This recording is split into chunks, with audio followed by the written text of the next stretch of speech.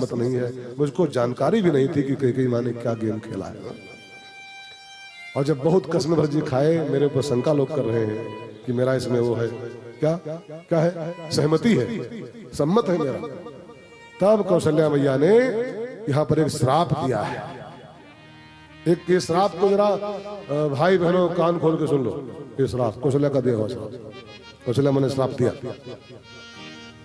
मत तुम्हार यहू जो जग कहाई, मत तुम्हारे यहो जो जग कहाई, सो सपन हो सुख सुगति ललाई, सो सपन हो सुख सुगति ललाई। मैं आज एक श्राप दे रही हूँ।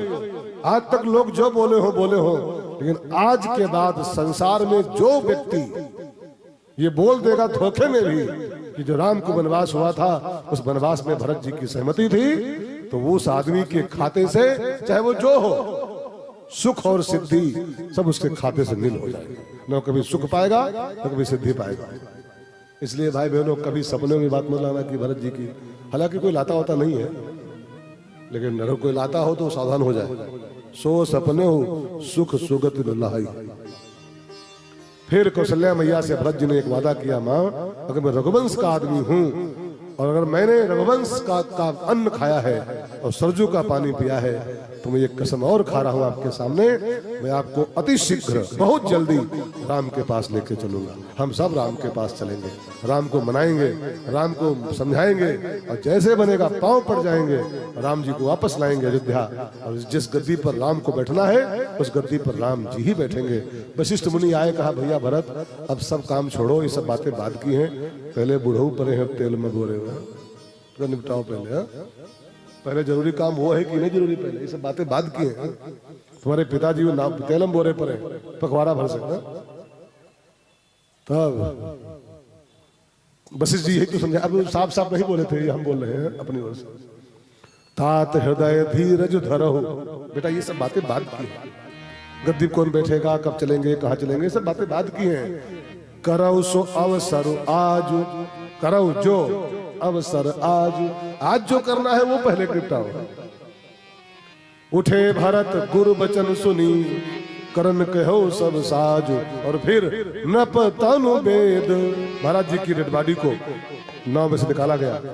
नप तनु वेद विदित अनवा, परम विचित्र विमान बनावा, सरजू तीर रची चिता बनाई, सरजू तीर रची चिता बनाई, जनु सुरपुर सो पान सुहाई, जनु सुरपुर सो पान सुहाई।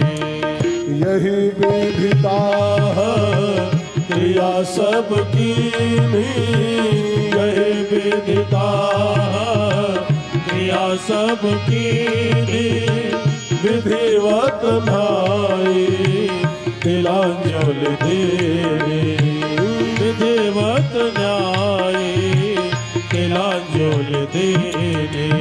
दशरथ जी के शव को स्नान कराई गई, कफन दफन किया गया, बढ़िया सा विमान बनाया। विमान बने वो जहाज छोड़ो, वो जो बांस वाला विमान होता है। तेरे सफर में सवारी की खातिर कंधों पे ठठरी का ठेला रहेगा, तेरे सफर में सवारी की खातिर कंधे पे ठठरी का ठेला रहेगा। रे मन ये 2 दिन का मेला रहेगा, कायम न जग का जमेला रहेगा। सुंदर बनाई गई बांसों की, तो क्या होता है, क्या बोलते होगा बांस वाली, क्या होता है, टिकठी, साफ साफ बोलो।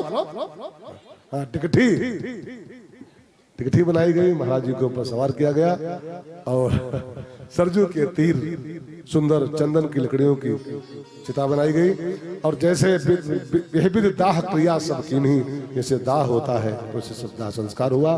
और आपको सबको पता है एक बात नहीं पता है तो जान लो आज, सूतक लागू होता है दाह के बाद ही।